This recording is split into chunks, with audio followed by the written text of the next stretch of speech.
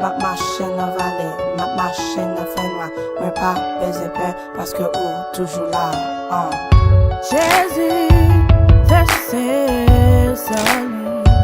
Soyons quoi pour moi, même avec vous. Libre et victoire, ou pas besoin peur. C'est où la loi, il va tasser chemin.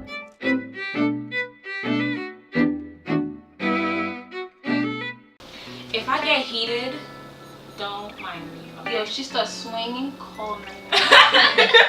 Okay, the question is, should a married person have a close friend of the opposite sex? What do you mean by close friend of the opposite sex? Like, if he's a dude and he has a female that, you know, a co-worker, she's a female, and like they going out to restaurants, close friend, like what do close friends do? Like, you know, go out to eat and stuff like that from the opposite sex. Okay. Your girl's probably gonna hate You know what? me. You know what you about to say? Go ahead. I say no. Like you did not talk about her face, Right? Y'all already know. And it's not even for jealousy or things like that, but you have to understand, we're speaking about a Christian couple. We have to understand the enemy works in mysterious ways. Even if it wasn't a Christian couple. Couples are just in general. Yeah, okay. But since we're speaking biblically, we'll just, yeah. Like, yo, having like like imagine if I have another dude, I'm married and I have a guy as a close friend, like, oh heck no. I'm sorry. Oh no. That can't happen. I'm sorry. I feel okay, maybe there has to be limits. Yes, yeah. You can't just shut it down. Yeah, okay. Especially if they've been friends before they met you. Seriously, You can't just be like, you oh, gonna you come can't in and talk be like, about bye. But how about those you know, those things where that was my best friend and I end up falling in love. And that you see, and I feel like that's why a lot of people don't want it, because they fear that. But I'm like, I mean, it's no kind of, it's like a good and bad to this whole situation. Me personally, I wouldn't mind like my partner having an opposite sex best friend, just only because I'm naturally like, I like to trust people. I'm like, yo, I trust you. You do something stupid. I don't trust the enemy. Okay, but Listen, and this is why you enemy. set boundaries. This is what, like, you be like, no, this won't be done. This won't be done. But the thing is, don't put yourself in situations where, you know, things can happen. Like, you have to be cautious. Like, if you know you married, and you a dude and one of your coworkers, and it's just you and her, she's like, oh, let's go out to eat. Like, listen, especially if she's not a Christian too, like, yo, what does that mean? Like, don't even do that. Okay, I'm sorry, guys. because there are Christians out there who's doing Seriously, like, don't be sleeping on safe people. No, but just to be, I'm gonna speak based on my experience. I don't have best friends to begin with, boys or girls. So I just have like close friends. I do have a couple of close guy friends, and I think 2 of them don't even live in this state, so that don't matter. And 1 of them do live in this state. My husband met him. He walked in my wedding. Everything. Do we keep in contact? Do we send text messages or phone calls? Hey, how you doing? Or get birthday calls? Like make birthday calls or check on each other once in a while? Yes, we do. I can't remember the last time me and him actually got up and went out to eat and stuff like that. And if we were to do that, it would just be like a group of us. Since my husband knows him, like it'll be something like that. But if he was to come here, like my husband would be here, because like Deborah said, the enemy, you don't put yourself in certain situations, and as human we like to think, oh, that ain't gonna happen. I know him for forever. We've been best friends. Ew, I don't even see him or her that way. Like, that's my sister, and you know, that's people my marry their best friend. and that ends up being your husband and your wife. Like, I would have never thought this, girl. Yes. So how did I end up like so yes, the enemy is a liar and a deceiver, and will use any little thing just to wheel you in. Yes. And your weakest moment. You could have gotten into a fight with your husband and wife, and he came over and you came to have a conversation, and then. Or your husband probably gained weight, and then you see, your close friend, And see his body's in shape, and then y'all happen to, go grocery shopping. He's like, sipping on something.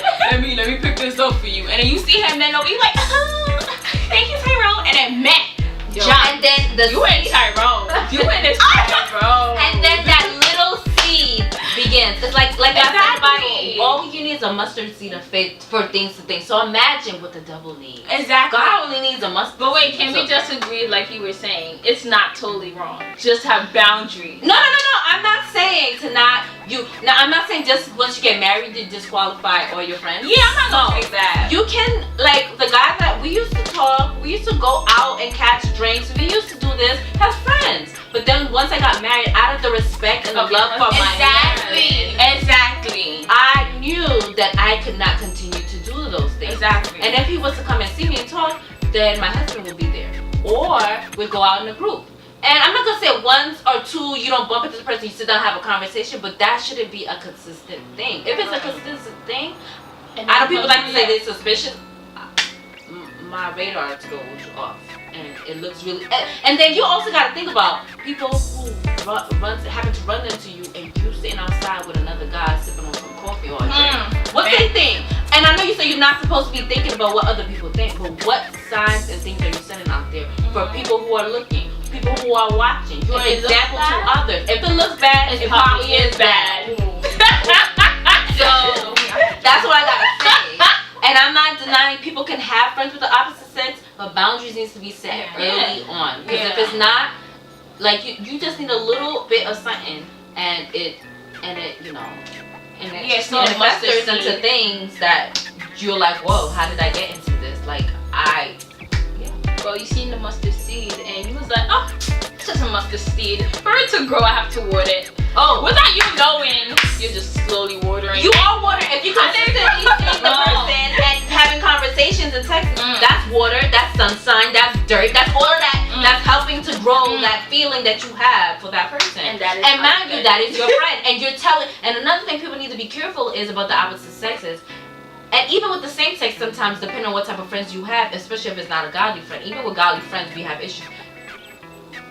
You should not need to tell your best friend, if it's a girl or boy, everything that's going on in your marriage. Right. It's called a marriage. A marriage is cool. Between a man and a wife. So not every trouble or issues you have, you need to go run and go tell somebody. And sometimes the person is not doing it to mess with your marriage. They can just be on the bias, they're your best friend, like, oh my God, I can't believe he did that. He did what? No. You go to the Lord, boo-boo. You don't even go to your parents. My mother, one of the advice my mother told me is, if something was to happen between you and your husband, do not come and run and tell him, because I am your mother, and my first instinct is to be like, my daughter. Oh my gosh. Like, and so you need to go to the Lord. Especially with certain things. Yeah, and I'm not saying not to go to other people, to godly people, to ask advice, because you sometimes cannot do it all by yourself. But there are certain things you just need to go. You keep it in your marriage, and you need to go to the Lord. Yeah. And listen, your husband, your wife should be your best friend. Oh, thank you. Like, I'm just keeping it real. Your husband, your wife should be your best friend. That's what you married them, right? Watch War Room, guys. War Room is a really good movie for that. Like, it just explains a lot about it. Oh, yeah, it did. Like, I'm advertising War Room, guys. Yeah, it's amazing. War Room, I'm gonna tag them. Damn, that's a really good movie. That is something to watch. If you just want to kind of have a view of how people, like, what to do when you're having troubles in your marriage, go to War Room. Like in the movie, she said there is no battle. No, in the movie it was like, if you're fighting with your husband, you might not win. If God is fighting your husband, it's over. It's over. It's over. He already won. Yeah. So your marriage is already fixed. There you go. Let it not be your battle, but God's battle. there you go. I wanted you guys to, come and say, God's battle. We can try it one more time. Wait, take one. Oh no, we don't have to think. Okay, that's it. I'm done. Alright. Take two. God. I was waiting. I forgot to sing. Alright, take that. What are we saying? God's battle. Oh, ready? Katia? Take 3. God damn! I feel like it's real bad. But No. I get what we're trying to say. That's bad. It's like, yeah. But still. It's awesome, alright? Marriage life is yeah. Yes, it is. And don't get me wrong, sometimes yes, he gets on my nerve, and I know sometimes I get on his nerve too, but we all humans, like Deborah said. Yeah. But at the end of the day, I'm happy that I can wake up next to him. When I'm excited or I'm sad about something, I can call him and be like, oh my God, can you believe it? And he'd be like, oh my goodness, Katia, why you're so dramatic?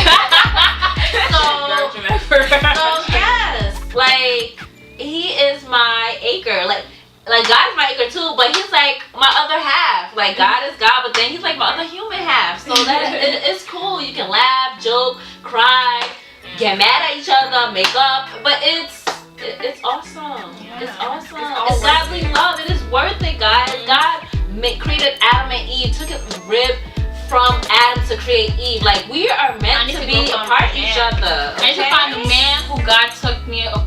He took my. I need to go look for them. No, I need to be found by the man God removed me from his ribs. I get what you said. That didn't make sense. She took a minute, but y'all got it. So yes, guys. Yeah. Financially stable before getting married. Yes. How you gonna take care of your family? Who gonna pay your bills? What is financially stable? That's a good question. Financially stable is like since y'all are gonna be living on your own, you don't got your parents. Can be taken. I mean, you can take them home, but that's not the smartest thing to do. But financially stable, are you able to both take care of yourself and not struggle? Like, are you gonna have to go out and ask for money to pay your rent? Can you feed yourself? Like, can y'all depend on yourself to be taken care of? And that's very important, you know, is being financially stable. And also, like, you have to know, like, if you have a wife, or if you know your girlfriend is expensive, I mean, hello, you gotta make sure you're gonna be able to take care of you and her, and also vice versa, like the female as well, like take care. Worried about the bill. She worried about your girlfriend being expensive. No, I mean, She ain't worried about the bills. She like, yo, she want nice clothes. It don't matter where you live in, as long as she look nice. that was coming. It was coming. You got me all. Wait. No, so you gotta worry about the bills. Thinking that, but I'm gonna let her talk. Let's Come get a little bit more information. Also, you have to worry about the bills, guys. You know what I mean? Like, hello. Second. You know, hello. You know, and your offering, you know. Yeah. You had an offering? Yeah. You what? It's I'm going to Tithe and offering. Oh! Okay, let me help them out. Because, you know, they're not quite there yet. But I'm there. So I'ma help them out a little. Financially stable. Should you be financially stable before you get married? Well, a lot of people say, yes, you should be financially stable before you get married because, you know, it makes life a whole lot easier. And then there are other people who say, well, I can get married and then God is there and, you know, He will provide, etc. Financial stable. What do I mean by financial stable? Well, it's about, can you guys buy groceries to eat? Can you guys pay the rent? Can you do laundry? We need clean clothes. Hello. Laundry is expensive. One quarter. Can you guys buy the clothes? Still worried about clothes. Let me live. But financially stable is not even only buying stuff and paying bills. Can you save? If y'all both spenders, Lord Jesus. God Budget. takes the wheel. Hello. And usually God knows when He put two people together, He puts a spender and a saver. It's never usually a saver and a saver or a spender and a spender. Oh my goodness. But He usually puts that. He usually most of the time puts opposites together because, you know, so they can balance each other out where the other one, you know, can't make it. So, yes, it's not only about buying clothes or buying groceries and paying bills. Can you save? And just in case there's any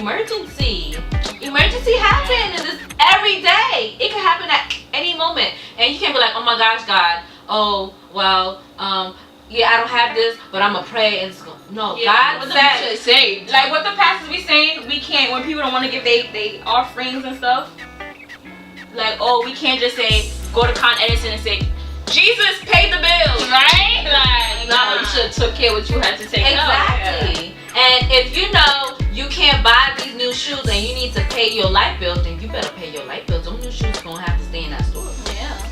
I'm sorry. Would you rather look nice in the street with your shoes, or would you like light in your house? Exactly.